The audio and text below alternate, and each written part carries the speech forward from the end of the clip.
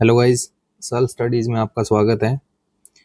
आज ये LDC crash course जो हमारा चल रहा है यूट्यूब पर, उसमें प्रतिशत की छठी क्लास है ये, और ये लास्ट क्लास है। यहाँ आज प्रतिशत जो है वो कंप्लीट हो जाएगा पूरे तरीके से। और इसके पीडीएफ के लिए आप टेलीग्राम चैनल ज्वाइन कर सकते हैं हमारा, सेल्फ स्टडीज़।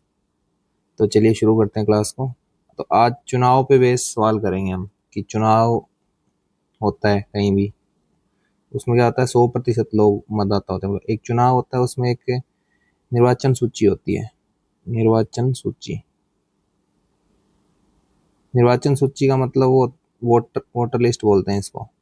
निर्वाचन सूची है ना, तो उसमें ये होता है कि वहाँ उस क्षेत्र में जितने भी लोग हैं जो वोट देने के लिए एलिजिबल है, यानी जिनको वोट देने का अधिकार है, उनकी एक सूची होती है, वो निर्वाचन सूची होती है। कुल मतदाता कितना होता है, 100% होता है। अब उसमें से कुछ वोट डालने आते हैं, कुछ नहीं आते हैं। तो कुछ नहीं आते, वो तो पहले ही हट जाएंगे, उनका कोई रोल ही नहीं रहता। तो जो आते हैं उनमें से भी क्या होता है, कुछ वैलिड वोट होते हैं, कुछ इनवैलिड वोट होते हैं, यानी कुछ वैध होते हैं, कुछ अवैध वोट होते हैं। अवैध कौन से हो गए, जिसने गलत तरीके से वोटिंग कर दी, जो फर्जी वोटिंग वाले आ जाते हैं कुछ गलत आईडी कार्ड लेके, वो होता है। तो वो उनको भी हटा देते हैं हमेशा। फिर वेद में से क्या होता है, एक जीतता है एक हारता है, एक से ज्यादा भी कैंडिडेट हो जाते हैं तो एक जीत जाता है, बाकी सब हार जाते हैं। तो उनमें किस तरीके से वोट बढ़ते हैं आपस में और कैसे कैसे होता है, और हार जीत का फैसला हमेशा ही वेद मतों के अंतर पर होता है, ये ध्यान रखना आपने। और चलिए तो पहला सवाल करते हैं कि दो उम्मीदवारों के बीच चुनाव में 88% मत पाने वाला उम्मीदवार 684 मतों के बहुमत से जीत जाता है। डाले गए मतों की कुल संख्या कितनी है? डाले गए सभी मत वैध हैं। इसका मतलब क्या है कि 100% वोट पड़े, सारे के सारे वैलिड हैं। तो अब जो है उम्मीदवार, जो जीतने वाला उम्मीदवार है,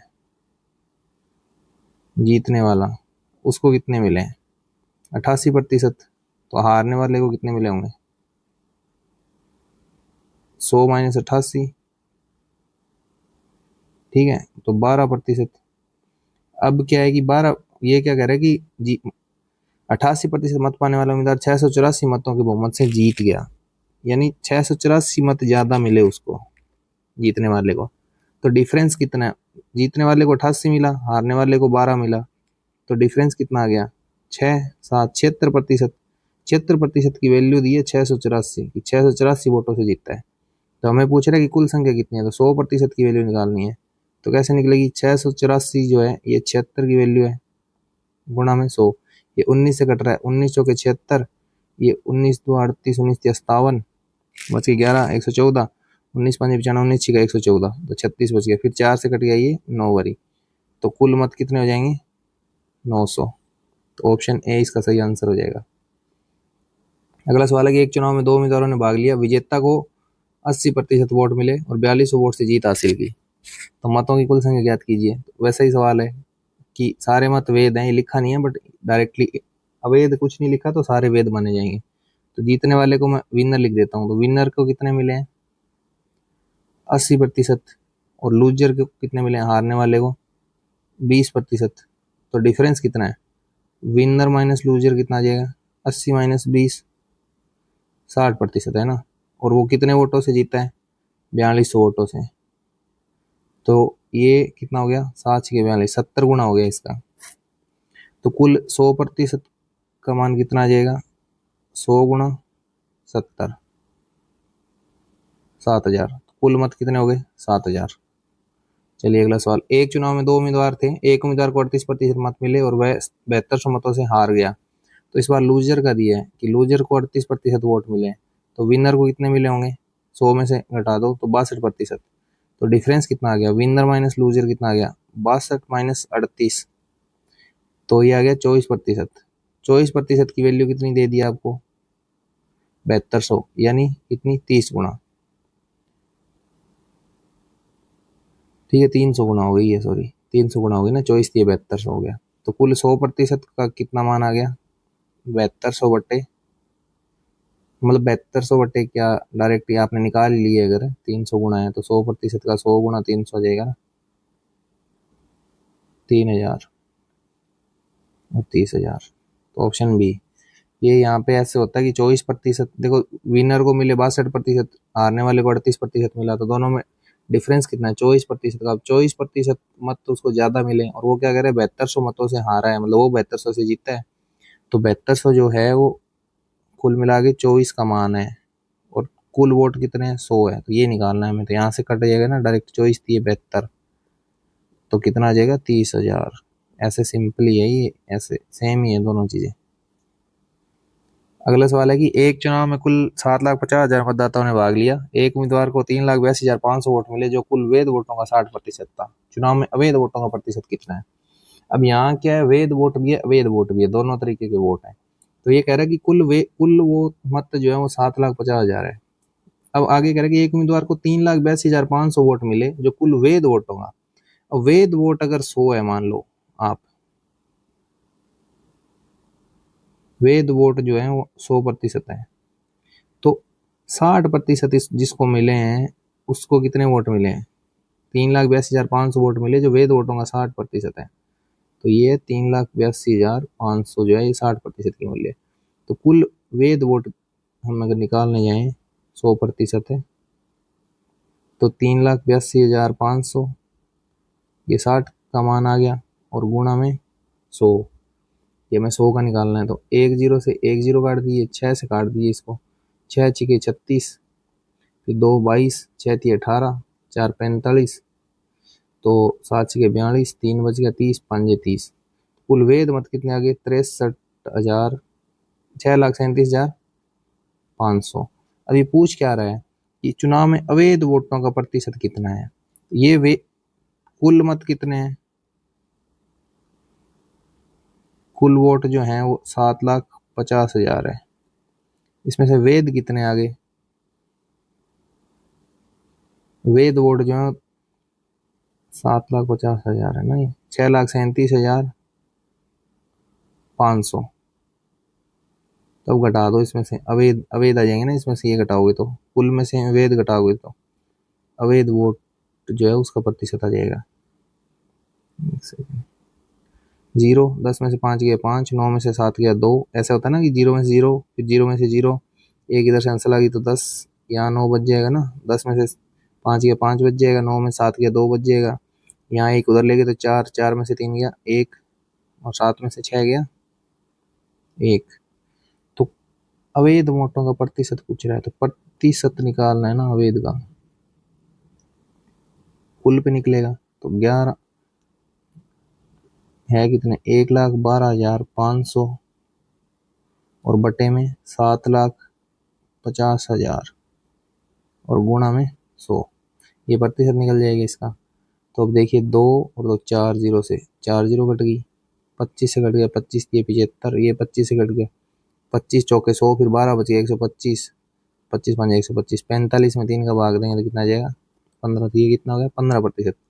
15% वोट जो क्या है अवैध है।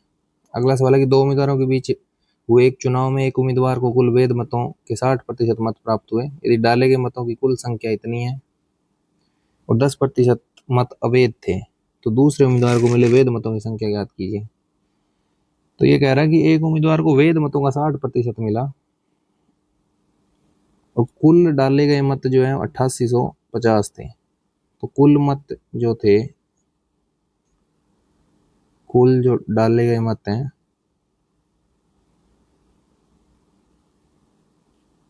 वो है 8850, 8,850। अब इसमें से क्या कह रहा है कि 10% अवैध हो गए, तो वैध कितने हो गए? वैध जो है 8,850 का 90% ही तो हो गया। ठीक है, तो 2 जीरो से 2 जीरो काट दी, 5 से गुणा करेंगे 9 पंजे 45, ऐसे गुणा करने 9 पंजे 45, अंसल 4, फिर 9 का 8 से 9 8 72 और 4 76, अंसल कितनी आ गई 7। इसको 9 8 72, 72 और 7 कितने हो गए 69। तो ये जो है ये वैध मत आ गए। ठीक है, अब ये कह रहा है कि एक चुनाव में एक उम्मीदवार को कुल वैध मतों का 60% मत प्राप्त हुए, तो दूसरे उम्मीदवार को मिले वैध मतों की संख्या ज्ञात कीजिए। तो इसको 60% मिले हैं तो दूसरे को कितने मिलेंगे? उम्मीदवार, पहला उम्मीदवार जो है उसको 60% मिल रहे हैं, तो दूसरे को कितने मिलेंगे 40%। तो ये 40% जब किसका निकाल वैध मतों का 7 9 6 5 गुणा 40/100, ये आपको पता होता है कि 2/5 होता है, काट के भी देख सकते हैं आप। वैसे 40% की फ्रैक्शन पता है आपको। 5 से इसको काट दिए, 5 एकम 5 बच गया, 2 29, 5 5 25, 40, 9 5 45, अंसल 1 15, 5 दिए 15। अब ये 1593 गुणा 2 है, तो करके नहीं देखना, सीधा देखो, 3 दूनी 6, अंसल कोई नहीं, 9 दूनी 18 गो 8, अंसल 1, 5 दूनी 10 और 1 11, अंसल 1 2 1 3, तो 3186 ये उत्तर आ गया इसका। एक चुनाव में 2 उम्मीदवारों ने चुनाव लड़ा, 80% मतदाताओं ने अपने मत डाले, जिसमें से 5% मत अवैध पाए गए। विजयी उम्मीदवार को 70% वैध मत मिले और वह 36,480 मतों से चुनाव जीत गया। मतदाताओं की कुल संख्या की गणना कीजिए। तो यहाँ पे आपको पहले सवाल आप यहाँ से पढ़िए कि विजयी उम्मीदवार को 70% वैध मत मिले और वह 36,480 मतों से चुनाव जीत गया। तो विनर को कितने मिले? 70%, है ना। तो हारने वाले को कितने मिले होंगे? 30%। ये वैध मतों का है, वैध मतों का प्रतिशत है ये, ठीक है। वैध मतों को हमने 100 मान रखा है टोटल। तो फर्क कितना आ गया? 40% का डिफरेंस आ गया। और इसने दिया क्या कि 36,480 मतों से जीतता है, तो ये 40% की वैल्यू होगी। तो कुल वैध मत कितने आ गए? यहाँ से कुल वैध मत निकल जाएंगे ना, 1 0 से 0 कट गई, 4 से काट दिए 9 बारी, 1 9 एकम 9, 9 चौके 36, फिर 4 एकम 4, अब 4 दूनी 8। तो कुल वैध मत कितने आ गए? 91200, यानी 91,200 आ गए। अब ये कह रहा है कि एक चुनाव में 2 उम्मीदवारों ने चुनाव लड़ा, 80% मतदाताओं ने अपने मत नहीं डाले। तो कुल मत हम यहाँ पे मान लेते हैं फिर से कि कुल मत जो है वो कितने हैं? 100 हैं। इसमें से 20 नहीं डाल रहे हैं, 20 लोग वोट नहीं डाल रहे हैं, तो यहाँ पे कितने आ गया? 80% आ गया। अब 80% में से भी क्या कह रहा है कि 5% अवैध हो गए। तो 80 का 5% कितना हो गया? 4%, है ना। और 80 का बच गया कितना? 76%। ये वैध मत है, और वैध मत की हमें वैल्यू दी हुई है कि 91,200, ये 76 की वैल्यू है। तो टोटल कुल मत निकालने, तो 100% निकालना है ना, तो 100 से गुणा कर दो। अब इसको हल कर लो आप। कैसे करोगे? पहले बताया था कि 19 से कटेगा 76, 19 चौके 76 होता है, तो 19 चौके 76, ठीक है। इसमें भी 19 का पूरा पूरा भाग जाएगा, तो 19 चौके 76 इसमें हो गया, बच गया 15, 152, 19 आठे 152 होता है, और डबल जीरो, फिर 4 का भाग जाएगा 48 में 16 बार, 12 बार सॉरी, तो 12 4 जीरो, तो कितना आ जाएगा? 1,20,000। कुल मत 1,20,000 था। थोड़ा सा एडवांस लेवल का सवाल है, एलडीसी में एक्सपेक्ट नहीं कर सकते इसको, कम चांस है, बहुत कम चांस आएगा, बट फिर भी आप एक बार ध्यान से देखेंगे तो सीख जाएंगे। अगला सवाल है कि एक चुनाव में 2 उम्मीदवारों ने भाग लिया, 20% मतदाताओं ने अपने वोट नहीं डाले और 10% वोट अवैध घोषित किए गए। विजेता उम्मीदवार को मतदाता सूची में नामांकित कुल मतों का 40% मिला और 24 मतों से निर्वाचित हुआ। मतदाता सूची में मतदाताओं की कुल संख्या ज्ञात कीजिए। तो इस बार सिंपल ही दिया कि कुल मत हम मान लेते हैं क्या है, कुल मत 100 मान लिया हमने, 20% ने वोट नहीं दिया, तो ये 20 इधर आ जाएगा, 80 ने वोट दिया। अब 80 में से क्या कह रहा है कि 10% अवैध घोषित किए गए। 80 में से 10% कितना हो गया? 8, और कितना बच गया? 72। अब कह रहा है कि उम्मीदवारों को मतदाता सूची में नामांकित कुल मतों का 40% मिला, किसको? विजेता को। तो विनर जो है उसको मतदाता सूची का 40% मिला, तो विनर को 40% मिल रहा है, और कुल वैध हैं ही कितने? 72 है। तो लूजर को कितना मिलेगा? तो 72 में से घटेगा इस बार, 100 में 60% नहीं लिख सकते आप यहाँ पे, क्योंकि ये 40% जो दिया है ये कुल मतदाताओं का ही है, तो 32 आ गया इसका मान। तो डिफरेंस कितना आ जाएगा? 40 माइनस 32, 8, और 8 का मान कितना दिया हुआ है? 2400, यानी गुणा 300। तो कुल मत कितने आ जाएंगे? 100 गुणा 300, यानी 30,000।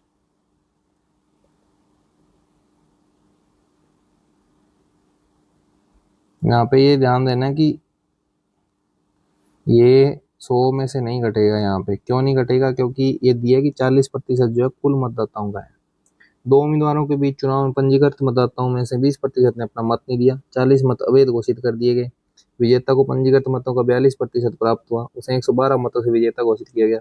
पंजीकृत मतदाताओं की संख्या कितनी थी? अब ये है जबरदस्त सवाल, इंटरेस्टिंग सवाल। तो जो लोग नहीं करना चाहते वो स्किप कर सकते हैं इस सवाल को। ये एसएससी के लेवल का सवाल है, एलडीसी में बहुत बहुत कम चांस है कि आएगा, बट फिर भी जिनको थोड़ा सा इंटरेस्ट है वो करना चाहते हैं वो कर सकते हैं। तो इसमें क्या है, कुल मत हमने मान लिया कि 100 है, कुल मत जो है वो 100 ही है। ठीक है, उसके बाद कह रहा है कि 20% ने अपना वोट नहीं दिया, तो 20 ने दिया नहीं, 80 ने दिया। ठीक है, अब कह रहे हैं इसमें से 40 मत अवैध घोषित कर दिए, तो अब 80 में से मैं 40 घटाऊंगा तो कैसे घटाऊंगा? नहीं घट पाएगा। 40 मत दे दिया उसने, तो यहाँ पे अपने को क्या करना पड़ेगा? एक्स मानना पड़ेगा इसको। अभी तक हम एक्स नहीं मान रहे थे ना इसको, एक्स 80 एक्स मान लिया। अब इसमें से क्या है, 40 जो है वो अवैध हैं, तो अवैध कितने बच जाएंगे? 80 एक्स माइनस 40, ये वेद हो गए। ठीक है, विजेता को पंजीकृत मतों का 42%, पंजीकृत कितने? 100%, तो विजेता को कितना मिला है? 42%। तो हारने वाले को कितना मिलेगा? हारने वाले को कितना मिलेगा? 80 एक्स माइनस 40। ये तो जो है वो क्या था, कुल वेद मत थे, उसमें से 42 एक्स इसको मिल गए। 100 एक्स का 42%, 42 एक्स आ गया ना, तो ये 42 एक्स घटा दो इसमें से। ठीक है, तो ये कितना बच जाएगा? 80 में से 42 जाएगा तो कितना बचेगा? 38 एक्स माइनस 40। अब ये हारने वाले को मिल रहा है, ये जीतने वाले को मिल रहा है, तो अंतर कितना आएगा?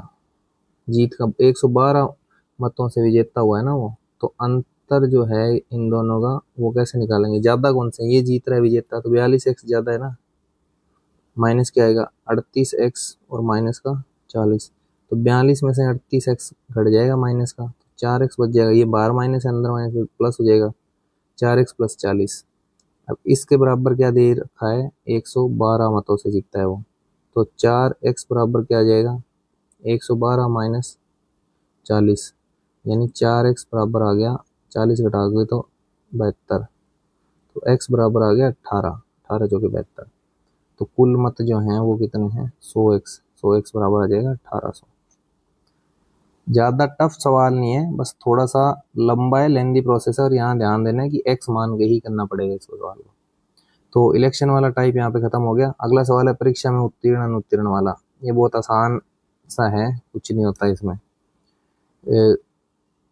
सवाल के थ्रू ही बताता हूँ आपको। एक परीक्षा में 20% अंक प्राप्त करने वाला छात्र 30 अंकों से अनुत्तीर्ण हो जाता है। मान लीजिए कोई परीक्षा होती है 100 नंबर की, है ना, तो उसमें क्या होता है, तो 100 में से जैसे पासिंग मार्क्स जो है वो मान लिया कि 30% कोई लाएगा, 100 में से 30 नंबर लाएगा तो वो पास हो जाएगा, तो 30% पासिंग मार्क्स आ गए। अब सवाल में क्या बोलेगा कि किसी बच्चे के ना 20% अंक आ गए और वो फेल हो गया, कितने नंबर से? मान लीजिए कि 20 नंबर से ही फेल हो गया, तो 30% लाया वो, 30% पे पास होना था, 20 ले आए, तो 10% और लाने पड़ेंगे उसको, तब पास होगा। और 10% से फेल हो गया, तो फेल हुआ कितने से? 20 से, तो यानी दो दो गुना नंबर है, प्रतिशत की वैल्यू 2 गुना है, तो 100 गुना 2 यानी 200 नंबर का पेपर रहा होगा। अगर 100 का रहता तो 10 नंबर से ही फेल होता ना, 10% से फेल होता। तो इस तरीके के सवाल आएंगे, बस ये एक कॉमन इसमें पैटर्न है। देखिए सवाल पढ़ते हैं, एक परीक्षा में 20% अंक प्राप्त करने वाला छात्र 30 अंकों से अनुत्तीर्ण हो जाता है, परंतु एक अन्य छात्र जो 32% अंक प्राप्त करता है उत्तीर्ण होने के लिए आवश्यक अंकों से 42 अंक अधिक प्राप्त करता है।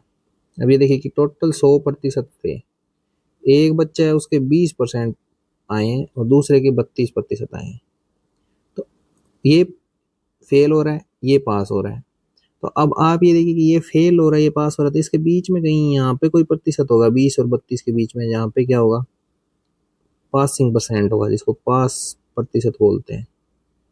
ठीक है, क्योंकि इसके पास वाले से ज्यादा आ रहे हैं और इसके पास वाले से कम आ रहे हैं, तो ये 20% वाला 30 नंबर से फेल हो गया। ठीक है, तो यानी 30 नंबर और आते तो ये पास तक पहुंच जाता। और ये वाला क्या है 42 नंबर ज़्यादा ले आ रहा है, तो यहाँ से यहाँ तक 42% है। तो इसके और इसके नंबरों के बीच में कितना डिफरेंस हो गया टोटल की 30 यहाँ से यहाँ तक चलेगा तो, और 42 यहाँ से यहाँ तक चलेगा तो पूरा कितना फर्क आ गया 30 प्लस 42 यानी 72 नंबर का फर्क है दोनों के नंबरों में। इसके नंबर जो है वो इससे 72 ज़्यादा है। तो अब क्या, और प्रतिशत में कितना फर्क है कि 32 से 20, तो 32% माइनस 20% यानी 12% का फर्क है। और नंबरों में कितना फर्क है 72 का, तो 72 जो है वो 12% की वैल्यू है। और पूछा गया अधिकतम अंक पूछा, तो अधिकतम अंक 100% है। तो 12×5 = 60, 12×6 = 72, 600 नंबर का पेपर रहा हुआ। अब इसमें एक सवाल मैं आपको पूछ लेता हूँ कि इसमें तो बताइए पासिंग प्रतिशत कितने हैं। तो पासिंग प्रतिशत कितने आएंगे, 1% की वैल्यू 600 नंबर का टोटल पेपर है, 20% इसके आए हैं, ठीक है, और 30 नंबर से फेल हो गया। तो 20% प्लस 30 नंबर जो है वो 600 का कितना प्रतिशत है, और गुणा 100, तो ये कट गया 20 बारी, ये 5 बारी, तो 25% पे बच्चे क्या हो रहे होंगे, पास हो रहे होंगे। ठीक है, ये पूछ सकता है आगे आपसे। जॉन को एक परीक्षा में 20% अंक प्राप्त हुए और वह 10 अंकों से अनुत्तीर्ण हो गया। उसी परीक्षा में जैक को 35% अंक प्राप्त हुए। ये जॉन है, ये जेक है। जॉन को 20% आए और जेक को 35% आए। तो ये क्या कर रहा है कि ये 10 अंकों से फेल हो गया, यानी यहाँ से यहाँ तक 10 है, फिर यहाँ से यहाँ तक ये पास कितने से, ये यहाँ पे कोई पासिंग मार्क होगा बीच में ना। 35% प्राप्त करने वाला न्यूनतम उत्तीर्ण अंकों से 20 अधिक ले आता है, तो टोटल 30 हो गया। और इनके बीच में फ़र्क कितना है, 35 माइनस 20% यानी 15%, और इसका कितना वैल्यू होगी 30 आ गई, 20 और 10 30 यानी 2 गुना आ गई। तो उत्तीर्ण होने के लिए आवश्यक न्यूनतम अंकों का प्रतिशत ज्ञात कीजिए। अब वही सवाल आ गया अभी जो मैंने बताया था। तो कुल अंक कितने हो गए, 2 गुना आ रहा है, यानी कुल अंक हो गए 100 गुणा 2, 200। ठीक है, अब 200 में से 20% आ गया इसके जोन के, और 10 नंबर से फेल हो गया, तो 200 का 20% कितना हो गया, और प्लस 20 ये उत्तीर्ण होने वाले अंक है। और कुल कितने हैं 200, तो गुणा कितना आ जाएगा 100, तो 200 का 20% आ गया 40, 40 और 20 है 60, और बटे में 200 और गुणा 100, तो 100 से 200 कट गया 2 बारी, और 60 में 2 गया गया 30%, तो उत्तीर्ण प्रतिशत कितना आ गया, इतना आ गया। ठीक है, थोड़ा उल्टा भी निकाल सकते हैं, इससे भी निकाल सकते हैं कि इसके 35% आए, तो 200 का 35% 70 आ गया, 70 में से 20 घटा दो। ठीक है, 35×70, और 20 ज़्यादा है क्या उसमें, तो 50 कैसे आ सकता है यार, 40 और 10 आएगा ना, ये यहाँ पे 20 नहीं आएगा भाई, ये थोड़ा सा कैलकुलेशन मिस्टेक हो गई। ये 10 नंबर से ही तो फेल हुआ था ये, तो 10 आ जाएगा ये। ठीक है, तो 200 का 20% 50 बट्टा 200, 40 आ गया प्लस 10 है ना, और गुणा 100, तो ये क्या आ जाएगा 25% अंक। जो पासिंग मार्क्स है वो 25% है, ना कि 30%। एक छात्र 20% अंक प्राप्त करता है और 40 अंकों से अनुत्तीर्ण हो जाता है, जबकि एक अन्य छात्र 32% अंक प्राप्त करता है और न्यूनतम आवश्यक उत्तीर्ण अंकों से 47 अंक अधिक प्राप्त करता है। परीक्षा के लिए अधिकतम अंक क्या है, 47 अंक अधिक प्राप्त करता है। तो ये वही सेम सवाल हो गया कि इसके 20% आ गए, इसको 32% आ गए, तो ये वाला कितने कम रह जाता है, 40 कम रह जाता है, और ये वाला कितने ज़्यादा ले आता है, 47 ज़्यादा ले आता है। तो 32 माइनस 20 यानी 12% है ना, 12% की जो है वो मान दिया होगा यहाँ पे, यही आ रहा है ना भाई, 32 माइनस 20 12% था।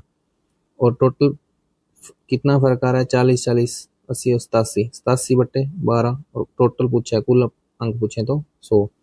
तो ये कटता है कितने से, 3 से, 29 30 87, ये कटता है 4 बार, तो 4 का 25 बार कट गया इसमें। अब 25×29 निकालना आपको, तो ये निकालना आना चाहिए आपको, 25×29 कैसे गुणा करेंगे, 25 में 2 जोड़ते हैं 27 होता है, 29 में 2 घटाते हैं तो 27 होता है, तो ये होता है 27 का स्क्वायर माइनस 2 का स्क्वायर। 27 का स्क्वायर आपका होता है 200 729, तो ये 729 माइनस 2 की स्क्वायर 4, तो 700 कितना आ गया 25 आ गया। अब किसी को ये नहीं समझ आ रहा कैसे हो गया, तो वो सीधा सीधा क्या कर ले, अपना 29 को 25 से गुणा कर ले, ये भी आसान है। देखो ऐसे भी कर सकते हैं थोड़ा स्मार्टली ना। 29 से 25 को करना है तो 29 क्या होता है, 30 - 1 ही तो होता है। तो 30 - 1 गुणा 25। तो 25 का 30 में गुणा करेंगे तो 25 दिए 75, 750 -25 से कम 25 है, 750 में से 25 घटा दिया तो 725। ये इसका उत्तर आ गया। चलिए अगला सवाल है कि एक उम्मीदवार परीक्षा में न्यूनतम से 21 अंक कम प्राप्त करता है, जबकि दूसरा उम्मीदवार न्यूनतम आवश्यक अंकों से 147 अंक अधिक प्राप्त करता है। यदि दोनों उम्मीदवारों द्वारा प्राप्त प्रतिशत में अंतर 40% है, तो उक्त परीक्षा में अधिकतम कितने अंक प्राप्त किए जा सकते हैं। तो इसमें देखो दिया है कि दो उम्मीदवार, वही ए बी मान लिया दो उम्मीदवार है। ये तो 21 कम प्राप्त करता है यहाँ तक, और ये 147 ज्यादा प्राप्त करता है। इस बार प्रतिशत में अंतर, प्रतिशत नहीं दिया, सीधा अंतर दिया है। तो अंतर कितना दिया है, 40% दिया है। और ये अंतर रियल में पूरा टोटल अंतर कितना हो गया, 21 और 147 कितना हो गया, 168। तो 168 जो है ये 40 की वैल्यू है, और गुणा में क्या जाएगा, 100 की निकालनी है, ये 40% की। तो एक जीरो से जीरो कट गई, 4 से कट गया ये 42 बार, तो कितना आ जाएगा 420। तो 420 अधिकतम अंक कोई प्राप्त कर सकता है इसमें। चलिए अगला सवाल, अब कमीशन आधारित सवाल आ गए हैं आगे से, तो सवाल के थ्रू एक्सप्लेन करता हूँ। चलिए मैं, ये कहता है कि एक कंपनी अपने सेल्समैन को कुल बिक्री पर 10% कमीशन देती है और 10,000 रुपये से अधिक बिक्री पर 2.5% बोनस देती है। यदि विक्रेता कुल 2875 रुपये कमाता है तो बिक्री का पता लगाएं।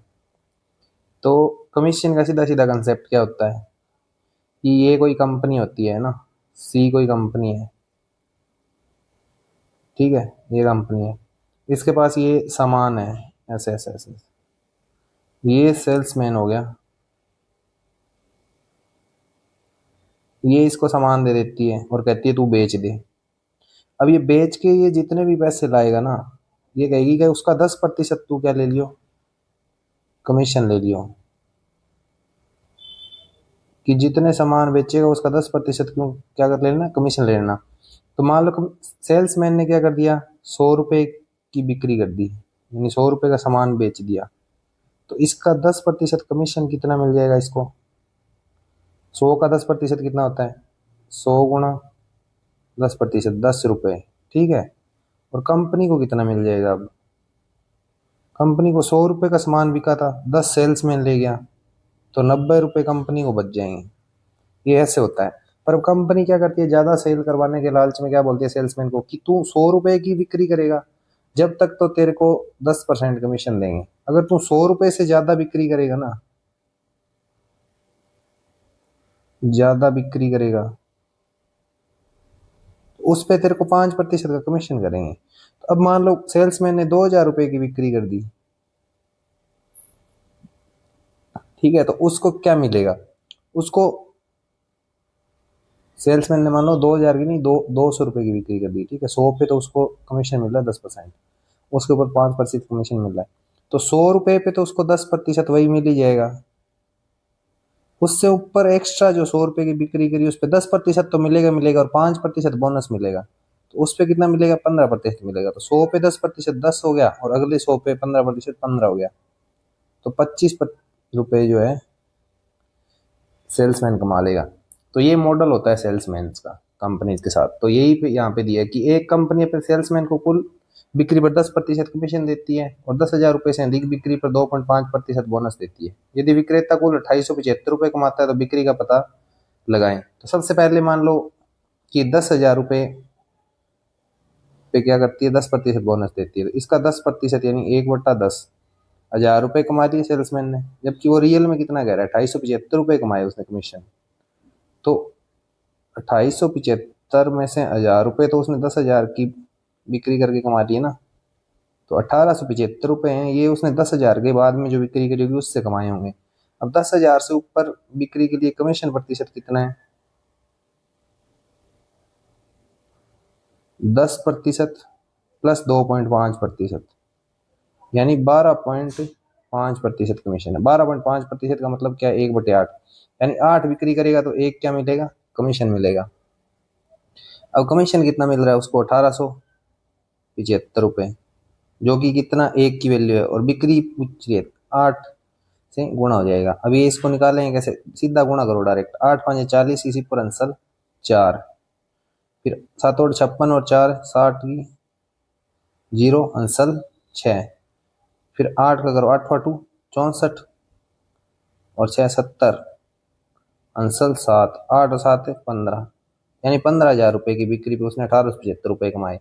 तो कुल बिक्री पूछ रहा है, तो पहले 10,000 रुपये की बिक्री पे तो 1,000 रुपये कमा रहा है, तो वो बिक्री होगी, और प्लस 15,000 की ये बिक्री होगी, तो कुल जो बिक्री है वो 10,000 प्लस 15,000 होगी।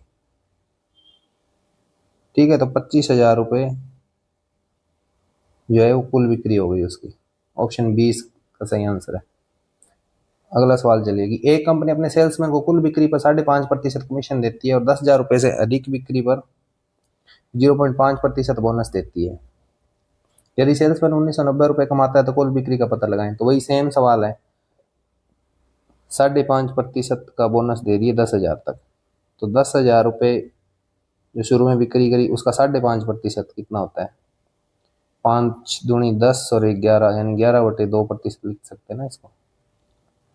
तो 11/2% का मतलब हो गया बटे में 100, तो ये 2 जीरो से 2 जीरो कट गई, ठीक है, और इसका 2 का चला गया 50 बार इसमें, 11 गुणा 50 कितना आ गया, 550 रुपये। तो अब डिफरेंस कमा कितना रहा है, 1,990 रुपये कमा रहा है, माइनस 550 ये घटा दिया, तो 0, 9 में से 5 गया 4, 9 में से 5 गया 4, 1,440 रुपये जो है वो 10,000 से ज़्यादा बिक्री कर रहा है, उस पर कमीशन कमा रहा है। अब उसके ऊपर कमीशन की दर कितनी है, कमीशन प्रतिशत कितना है, 5 से 1/2% तो वो है, प्लस 0.5% बोनस दे रहा है, तो यानी 6% कमीशन कमा रहा है वो। तो अभी ये क्या गया, 6% का मतलब क्या हो गया, 6/100, यानी 100 का बेच रहा है तो उस पर 6 रुपये उसको मिल रहे हैं, तो मिल कितने रहे हैं उसको, 1,440, जो कि 6 की वैल्यू है, तो 100 रुपये की वैल्यू निकालनी है, तो 6 से काट दो, 6 2 12, 6 चौके 24, तो ये आ गया 24,000 रुपये। तो कुल बिक्री जो है वो कितनी आ जाएगी, 10,000 रुपये की तो उसने पहले बेची जिस पे उसने 550 रुपये कमाए, प्लस 24,000 रुपये बाद में बेचा जिस पे 1,440 रुपये कमाए उसने। ठीक है, तो ये कितना आ गया, 34,000 रुपये कुल बिक्री आ जाएगी। ऑप्शन डी इसका सही आंसर है। अगला सवाल है कि एक कंपनी अपने सेल्समैन को कुल बिक्री पर 12% कमीशन देती है और 15,000 से अधिक की बिक्री पर 1% बोनस देती है। यदि विक्रेता कुल बिक्री से अपने कमीशन में कटौती के बाद 52,350 रुपये जमा करता है तो कुल बिक्री का पता लगाएं। ये है थोड़ा अच्छा सवाल। अब तो जो बच्चे सिर्फ एलडीसी के लिए तैयारी कर रहे हैं वो इस सवाल को स्किप कर सकते हैं, ये नहीं आएगा, ये एसएससी के लेवल का सवाल हो गया थोड़ा। इसमें क्या है कि एक कंपनी अपने सेल्समैन को कुल बिक्री का 12% कमीशन देता है, यानी 12% कमीशन वो नॉर्मली देता है, रेगुलर कमीशन 12% है उसका। उसके बाद क्या है कि 15,000 से अधिक बिक्री पे क्या करता है, 1% का बोनस देके 13% का कमीशन कर देता है। अब कह रहा है कि यदि विक्रेता कुल बिक्री से अपने कमीशन की कटौती के बाद इतने रुपए कंपनी में जमा कराता है, कंपनी में कितना जमा कराएगा, 12% कमीशन काट के कितना जमा कराएगा, 88%। मैंने आपको 100 वाला एग्जाम्पल दिया था कि 100 पे 10% कमीशन होगा तो 10 रुपये वो रख लेगा और 90 रुपये क्या करा देगा कंपनी में जमा। तो अब यहाँ पे 13%, 10,000 से ऊपर जितनी बिक्री हुई उस पर 13% काट के कितना प्रतिशत जमा करवाएगा, 87% जमा करवाएगा। अब यहाँ तो वो 88 जमा करा रहा है, यहाँ 87 जमा करा रहा है। तो इस सवाल को आसान करने के लिए हम ऐसे भी सोचा जा सकता है कि शुरू वाले जो 15,000 रुपये है ना, उस पे भी अगर उसको 13% ही कमीशन मिल जाता 12 की जगह, ये 1% बोनस उस पर भी मिल जाता, तो क्या फर्क पड़ता कंपनी में जमा कराने वाले पैसे पे। सीधी बात है कि उसको थोड़ा ज्यादा कमीशन मिलता तो कंपनी में कम पैसे जमा करवाता। तो 15,000 रुपये पे अगर वो 1% बोनस और मिलता उसको, यानी 15,000 रुपये का जो है 1% और मिल जाता उसको 150 रुपये, तो कंपनी में कितने जमा करवाता, अभी 52,350 रुपये करवा रहा है तो 150 रुपये कम जमा करवाता, यानी कितना, 52,000, 150 घटा देंगे 350 में तो 200, इतने रुपए जमा करवाता। अब 52,200 जो है 13% कमीशन काट के जमा कराएंगे, 87% की वैल्यू है। 52,200 जो है वो 87% की वैल्यू है, तो गुणा में 100 आ जाएगा। ये आ गई कुल बिक्री। 3 से काट दो, ये 29 बारी गया, ये 17 थी, 51, 12 बच गए तो 4, 7400। अब ये देखिए 29 थी, 87 होता है, ये 87 का दुगना दिख रहा है 174। तो ऐसे दिमाग चलाना, ये 3 बारी गया तो उसमें कितनी बारी जाएगा, 6 बारी जाएगा, तो ये 60,000 आ जाएगा। ठीक है, तो ऑप्शन डी है। तो इसमें ऐसे ही सोचना, थोड़ा सा ध्यान देके, है ना, ये इधर ऐसे ही है। अगला सवाल है, किसी विपणन विपणन एजेंट वही होता है सेल्समैन, तो एक माह में पहले 2 लाख की बिक्री पर 2%, अगले 2 लाख की बिक्री पर 1.5% तथा बिक्री की शेष राशि पर 1% कमीशन मिलता है। यदि 2018 अप्रैल 2018 माह में इस एजेंट ने 5,68,000 रुपए की बिक्री की तो उसके द्वारा प्राप्त कमीशन ज्ञात करो। तो ये कह रहा है कि पहले जो सबसे पहले जो 2 लाख की सेल करेगा ना, वो उस पे उसको क्या मिलेगा, 2% मिलेगा। उसके बाद अगले 2 लाख की जो सेल करेगा उस पे क्या मिलेगा, उस पे 1.5% मिलेगा। उसके बाद में जितनी भी सेल करेगा उस पे क्या मिलेगा, उसको 1% का कमीशन मिलेगा। तो सेल कर कितनी रहा है वो, 5,68,000। इसमें शुरू के 2 लाख में क्या मिल जाएगा, 2%। तो 2 लाख का 2% कितना हो गया, 4,000। फिर अगले 2 लाख पे 1.5% मिलेगा, तो 2 लाख का 1.5% कितना हो गया, 3,000। और आगे फिर आ गया 1%, कितना बच गया, 4 लाख तो ऊपर ही मिल गया उसको, 5,68,000 है तो 1,68,000 ही तो बच गया। 1,68,000 का 1% कितना हो गया, 1,680 रुपये। तो कुल कमीशन कितना प्राप्त कर रहा है, तो 0, 8, 6, 7 और 1, 8, 8,680 रुपये। ऑप्शन ए इसका सही आंसर है। ये प्रतिशत कैसे निकल रहा है ये अभी भी नहीं आ रहा अगर आपको, तो आपको शुरू की क्लास दोबारा देखने की जरूरत है। 2% का मतलब है 2/100, तो 2 जीरो से 2 जीरो कट गई, 2,000 को 2 से गुना करेंगे तो ऐसे ही 1.5% निकल जाएगा, ऐसे ही 1,68,000 का 1% निकल जाएगा। अब ये ऑलमोस्ट आपके सारे टाइप खत्म हो गए। लास्ट में विविध में कुछ 2-3 टाइप के क्वेश्चन बच गए थे, तो वो मैंने इसमें डाल दिए हैं, तो वो चलिए वो कर लेते हैं। ये कह रहा है कि गीता एक अपार्टमेंट खरीदती है, उसके लिए ईएमआई का भुगतान करती है, उसकी मासिक आय 80,000 रुपए। वह अपने बच्चे की शिक्षा पर 15%, घरेलू कामकाज पर 40% खर्च करती है, जीपीएफ में 10% भेजती है, बचत बैंक खाते में 15% की बचत करती है और शेष राशि का भुगतान ईएमआई के रूप में करती है। वह ईएमआई के रूप में कितनी राशि का भुगतान करती है। इसमें देखिए 2 केस बनते हैं, मैं पीछे वाले पेज पे समझा देता हूँ कि किसी की इनकम होती है जैसे 100 रुपए, ठीक है, सबसे पहले मान लीजिए वो किराया देता है बंदा रहने का, फिर वो खाने पे खर्च करता है, उसके बाद मान लो वो एंटरटेनमेंट पे खत्म करता है, एंटरटेनमेंट पे खर्च करेगा, फिर वो शिक्षा पे खर्च करेगा, और फिर बचे हुए को क्या करेगा, सेविंग करेगा, बचत करेगा। तो मान लीजिए एक तरीका ये होता है कि सबसे पहले वो किराए पे 20-30% खर्च करता है, तो 100 रुपये मान लो इनकम है उसकी, तो 30% खर्च करेगा तो 30 रुपये हो गया।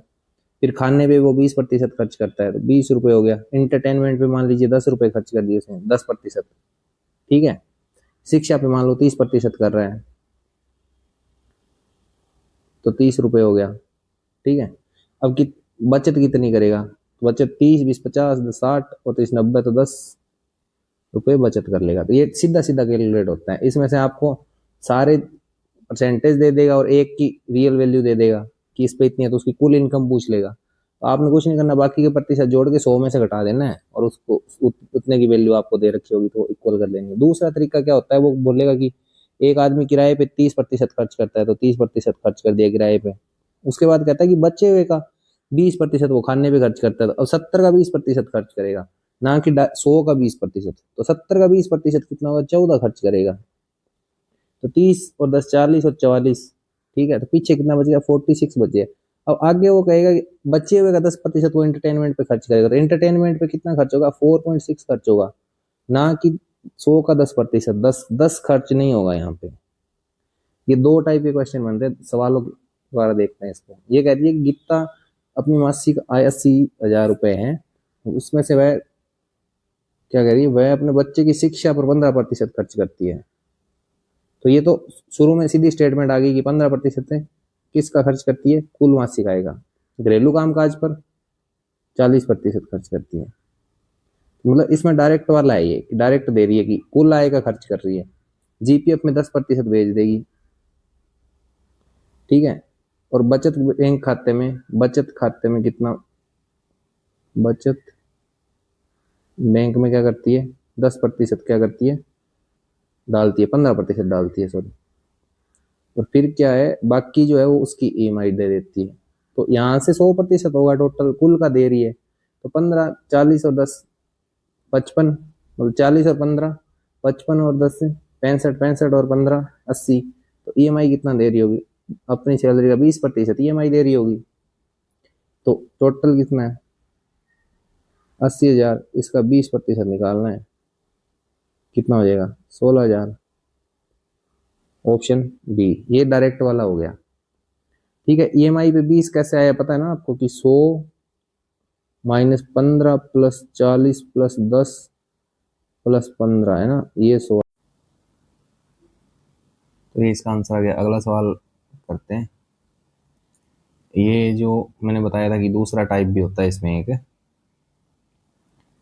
जिसमें क्या बचे हुए का प्रतिशत खर्च करेगा। तो उस टाइप पे बेस्ड ये सवाल है। पहले डाला हुआ नहीं था, बाद में डाला गया, इसलिए इसका देख रहे हैं आप, फॉन्ट वगैरह भी अलग है। ये कह रहा है कि एक व्यक्ति ने अपनी मासिक आय का 20% किराए पे खर्च किया, शेष राशि का 10%, यहाँ पे देखिए ये क्या कह रहा है, शेष राशि का 10% खर्च किया उसने। तो मासिक आय मान ली 100 है, ठीक है, 20% किराए पे खर्च कर दिया, ठीक है। तो बच कितना गया, 80। शेष कितना है, 80, ये किराया हो गया। अब क्या कह रहा है कि शेष राशि का 10% भोजन पे खर्च कर दिया। तो भोजन पे कितना, 10, 80 का 10% किया शेष का, तो 8 आ गया 80 का 10%। उसके बाद कितना शेष बच जाएगा, उसके बाद शेष बच गया 72, 80 में से 8 खर्च हो गया। तो अब कह रहा है कि उसका 20% अन्य खर्च में कर देता है। अन्य खर्च, तो अन्य खर्च कितना, 72 का 20%। तो 72 का 20% निकालो आप, 20% यानी 1/5, 5 से देंगे इसमें भाग, तो 14.70 पॉइंट, और 5 चौके 20, 14.4 घट गया। ठीक है, ये 14.4 इस पे खर्च कर दिया उसने। तो अब शेष कितना बच गया, इसमें से 14.4 घटा दो तो ये 6 बच जाएगा।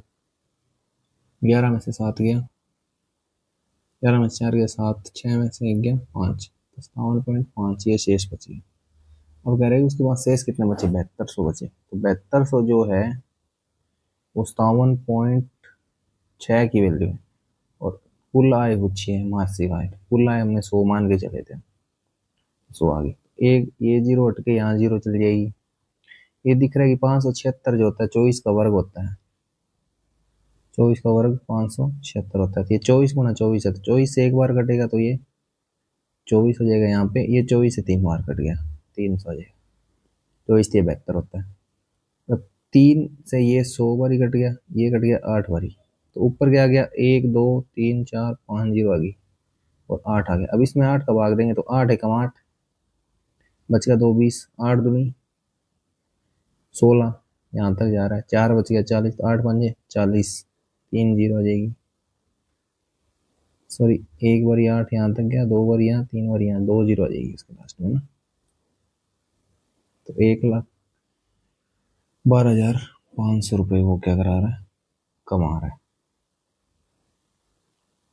प्रतिवर्ष। अगला सवाल क्या है, ताजे फल में 60% पानी और सूखे फल में 20% पानी होता है। तो कोई भी फल होता है हमारे घर पे, सबने देखा होगा कि ताजा फल रहता है तो उसमें बिल्कुल ऐसे सरस रहता है, उसमें पानी ज्यादा रहता है, और सूख जाता है तो क्या हो जाता है। अब जो दूसरा पार्ट होता है जिसको गिरी बोलते हैं ना, उसमें क्या है, गिरी कभी कम नहीं होती, कम क्या होगा, पानी सूखेगा तो पानी सूखेगा। यही कंसेप्ट लगता है इसमें कि ताजा फल में 60% पानी और सूखे फल में 20% पानी होता है। तो 100 किलोग्राम ताजे फल से कितना सूखा फल बनाया जा सकता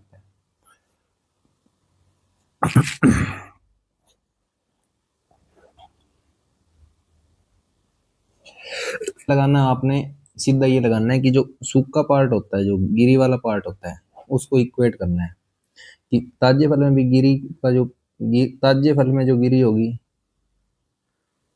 ताजे फल की गिरी बराबर क्या आएगी, सूखे फल की गिरी।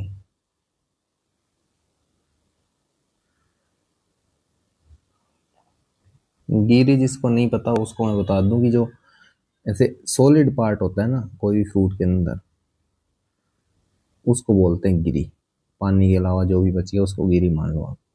तो ताजे फल कितना है, 100 किलोग्राम ताजा फल है, उसमें 60% तो पानी है, 40% क्या हो गया, गिरी हो गया। सूखे फल में मात हमें मात्रा पता नहीं है कि कितना है सूखा फल, तो हमने एक्स मान लिया, तो उसमें 20% पानी है, तो गिरी कितनी है, 80% है। तो प्रतिशत से प्रतिशत कट गया, 40 का इसमें चला गया 2 बार भाग, और 2 से ये कट गया 50 बार, तो एक्स बराबर कितना आ गया, 50।